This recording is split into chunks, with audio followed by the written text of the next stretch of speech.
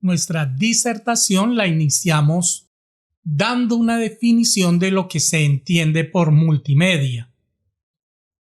Suele significar la integración de dos o más medios de comunicación que pueden ser controlados o manipulados por el usuario vía ordenador. Son sistemas u objetos que se valen de diversos medios para transmitir o presentar un tipo de información combinado, de manera simultánea, textos, imágenes, audios, entre otros. Para saber cómo la educación puede beneficiarse de las bondades de la multimedia, debemos tener en cuenta cómo aprende el ser humano. Jesús Salinas nos dice que podemos concebir el aprendizaje como un proceso comunicativo. La cognición del ser humano es un sistema natural de procesamiento de información. Teniendo estos dos postulados en la cabeza, podemos ver que el aprendizaje a través de la multimedia está muy relacionado con la forma como aprende el ser humano. Para esto vamos a ver la teoría de la carga cognitiva y la teoría cognitiva del aprendizaje multimedia. Sus premisas son: hay una muy limitada capacidad de memoria de trabajo cuando debe enfrentarse con una nueva información. La memoria de trabajo se puede ver beneficiada si el medio de presentación utiliza varios canales al mismo tiempo y o evita sobrecargar uno solo. La información nueva podrá ser adquirida solo si la actividad mental del aprendiz puede ser relacionada con los esquemas mentales de la información, previamente almacenada en la memoria de largo plazo. Es importante entender la manera en que la mente está estructurada dentro del cerebro. La información que entra al cerebro es procesada en tres diferentes estructuras, a saber, la memoria sensorial, la memoria de trabajo y la memoria de largo plazo. A esto se le ha llamado la arquitectura cognitiva humana. Las teorías multimedia pretenden alinear el diseño de material instruccional con la arquitectura cognitiva humana. Para la arquitectura cognitiva humana, cualquier instrucción o enseñanza es efectiva solo si su diseño ha tenido en cuenta las características de la cognición humana. Si entiende la forma como el cerebro piensa. Estos son unos de los principales retos para explicar y mejorar el aprendizaje. Encontramos de esta manera la memoria sensorial, que es la estructura de la arquitectura cognitiva humana. Memoria de trabajo, que es una especie de repaso, y la memoria de largo plazo, que puede permanecer el resto de nuestra vida. ¿Qué es la memoria sensorial? Son sistemas como el visual y el auditivo que constituyen la clave de nuestra capacidad para localizar los diferentes estímulos del entorno. La memoria sensorial recibe el estímulo de los sentidos y los almacena por un muy corto tiempo. Su función es convertir los estímulos sonoros y de la vista en información auditiva y visual. No obstante, no les asigna significado. Ambos canales se encuentran separados y la información que allí llega se procesa independientemente. Memoria de trabajo. La memoria de trabajo permite retener y manipular la información por periodos cortos. El procesamiento de la información en esta memoria está relacionado con la actividad que estamos realizando de manera consciente y es una de las más importantes. Una de las características de la memoria de trabajo es su limitada capacidad de procesamiento. Estas restricciones se aplican únicamente a toda información nueva que no está vinculada con esquemas de la memoria de largo plazo. La memoria de trabajo está dividida en tres procesos o canales: el auditivo, el visual, central ejecutivo. El auditivo y el visual son los cuales manipulan la información verbal y pictórica respectivamente. El central ejecutivo es el responsable de coordinar el procesamiento de la información que entra y sale de la memoria de trabajo. Memoria de largo plazo. La memoria de largo plazo es ilimitada. Este tipo de memoria está encargada de almacenar información diversa relacionada con hechos, conceptos, imágenes, recuerdos y procedimientos, entre otros aspectos. Este tipo de memoria organiza y almacena la información en esquemas o constructos cognitivos que incorporan múltiples unidades de información dentro de una unidad singular de mayor nivel. Los esquemas son construidos en la memoria de trabajo y permiten procesar una cantidad mayor de información para crear pedazos más grandes de empaquetamiento. Para que estos empaquetamientos se vuelvan esquemas, es necesaria su organización jerárquica. Es decir, mediante los esquemas se categorizan los conocimientos para facilitar su posterior recuperación y aplicación en tareas particulares. La automatización como complemento de la construcción de esquemas se refiere al proceso mediante el cual la información almacenada en esos esquemas se procesa de forma automática e inconsciente. En este sentido, el desarrollo de habilidades mediante la práctica contribuye a garantizar la ejecución espontánea y fácil de una tarea. Demasiada carga cognitiva puede impedir que el sujeto dedique recursos valiosos para la formación de esquemas y almacenamiento de información a largo plazo. La carga cognitiva es la cantidad total de actividad mental procesada conscientemente en un momento dado cuando un sujeto está resolviendo una tarea. Tipos de carga cognitiva. Hay tres: intrínseca, extrínseca, relevante o germánica. Carga cognitiva intrínseca se refiere a aquella carga inherente a la complejidad de la tarea y al nivel de experiencia del aprendiz. Depende entonces de dos variables. Por un lado, la dificultad intrínseca del material a aprender. Por el otro, la pericia del aprendizaje. Carga cognitiva extrínseca está relacionada con aquella carga innecesaria que satura, contamina y afecta la memoria de trabajo. El mal diseño instruccional es aquel que no favorece el aprendizaje e introduce ruido, por lo que el aprendiz utilizará sus limitados recursos cognitivos para poner atención a aspectos poco relevantes en la resolución de la tarea. Carga cognitiva relevante o germánica. La carga relevante es la directamente responsable de contribuir al aprendizaje. Se constituye a partir de procesos cognitivos adecuados, como las abstracciones y las elaboraciones. Este tipo de carga está relacionada con el diseño de la interfaz, puesto que la manera como se presente la información y el tipo de actividades que se sugieren puede favorecer el aprendizaje del individuo. La carga cognitiva.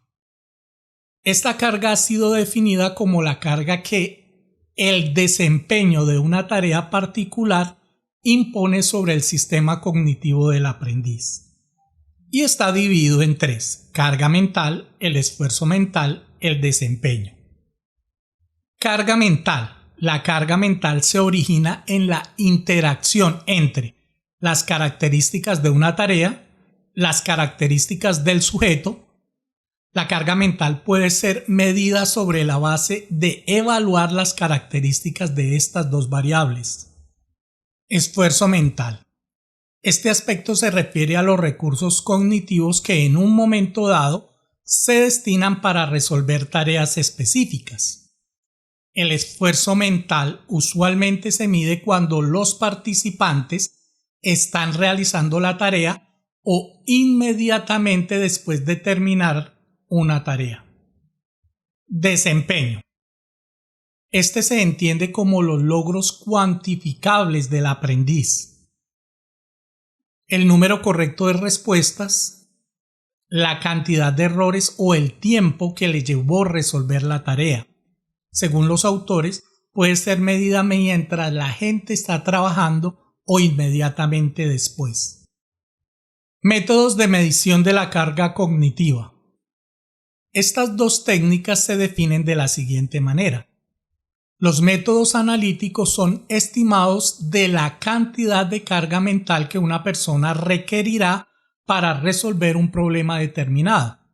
Los métodos empíricos usualmente miden el esfuerzo mental de los participantes por medio de instrumentos subjetivos. La medición de la carga cognitiva se ha realizado principalmente por medio de dos técnicas, analíticas y empíricas. Para las TCC, teorías de la carga cognitiva, considerar la interacción entre la presentación de la instrucción externa y la estructura cognitiva interna es esencial para el aprendizaje. Como la memoria de trabajo es limitada, un exceso de carga cognitiva es perjudicial para el aprendizaje. Los materiales instruccionales deben ayudar a reducir la carga cognitiva. Para las TCC, el aprendizaje es el cambio en la cantidad de información acumulada en la memoria de largo plazo. La función de la enseñanza, en definitiva, es aumentar la información útil en los esquemas de los aprendices.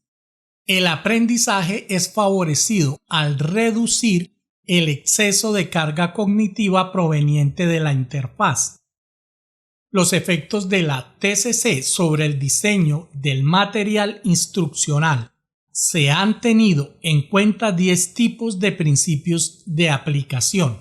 Encontramos a lo largo de muchas investigaciones empíricas realizadas en diversas universidades del mundo por casi 3 décadas estos 10 principios que a continuación les vamos a mostrar.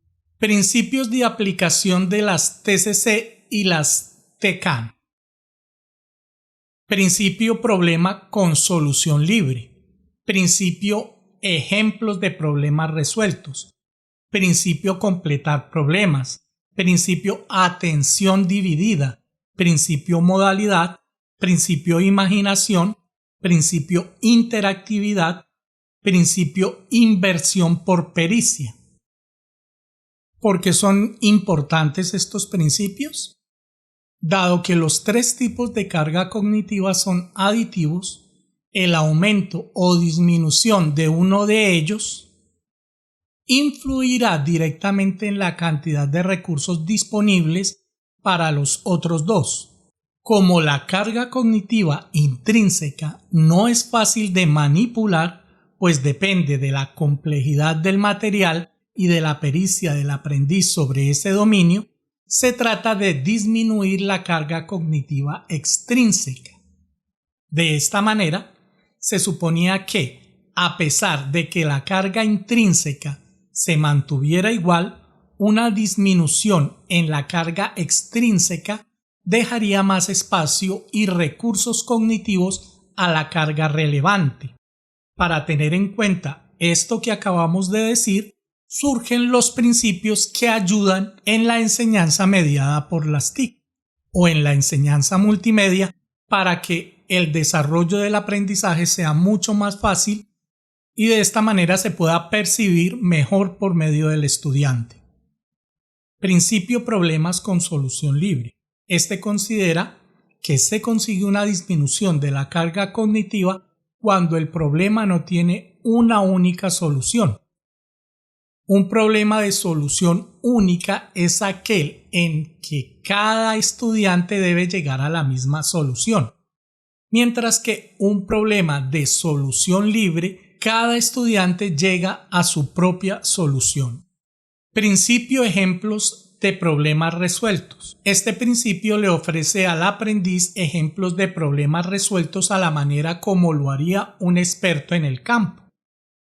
El aprendiz toma prestado los esquemas asociados con la resolución de un problema particular. En vez de gastar recursos cognitivos valiosos en una búsqueda por ensayo y error, estos recursos pueden ser dedicados al aprendizaje. Principio modalidad. Este efecto asume que la memoria de trabajo no se sobrecarga. La información auditiva y visual es procesada de manera independiente. Un mal diseño de interfaz entorpece el proceso de aprendizaje. Este efecto pretende expandir la memoria de trabajo al usar múltiples canales sensoriales, en los cuales dos fuentes de información que no tienen sentido en sí misma deben ser integradas mentalmente. Principio de redundancia. Este efecto considera que múltiples fuentes de información que tienen sentido en sí mismas deberían ser reducidas a una sola. Este efecto es proporcional al nivel de pericia, pues cuanto más experta es una persona, más capaz será de manejar información. Principio de imaginación. Este principio propone pedirle al aprendiz que repase mentalmente los procedimientos o conceptos. El aprendiz se ve obligado a estar consciente de los procedimientos. Procedimiento pensado para expertos. Principio de interactividad. Demasiados elementos con un nivel alto de interactividad pueden sobrecargar la memoria de trabajo y hacer imposible su aprendizaje. Los elementos así aprendidos, que interactúan desde la memoria de largo plazo, pueden ser combinados sin saturar la memoria de trabajo. El efecto interactividad predice que algunos de estos elementos deberán ser procesados en la memoria de trabajo de manera aislada. Tienen muchos elementos interactuando entre sí. Podría ser necesario aprender primero los elementos y luego la relación entre ellos. Principio de inversión por pericia. Este efecto tiene en cuenta el conocimiento previo y pericia del aprendizaje. Una plausible explicación de este fenómeno es que conforme la carga cognitiva intrínseca disminuye, la carga cognitiva extrínseca aumenta proporcionalmente. Principio de desvanecimiento del andamiaje. La idea del efecto desvanecimiento de la guía es proporcionar un andamiaje que se retira conforme aumenta la pericia. Dado que la presentación de la información destinada a apoyar al aprendiz novato no puede ser obviada o ignorada por el aprendiz experto.